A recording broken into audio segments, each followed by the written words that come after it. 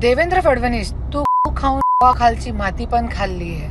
आजपर्यंत तुम्ही मर्डर केले, आमदार खरेदी केले, नगरसेवक खरेदी केले. आता पण बिनविरोध तुम्ही निवडणूक काढली 70 नगरसेवकांची. तुम्ही लोकशाही कुठे ठेवली नाहीये. लोकांचे अधिकार तुम्ही हिचकून घेण्याचा प्रयत्न करत आहे. मर्डर पर्यंत तुम्ही गेलेले आणि आज तो हाईट्स केली. आज कुठे गेला तुमचा हिंदुत्ववादीपणा? आज कुठे गेला तुमचं हिंदुत्व? आज तुम्ही MIM सोबत युती केली.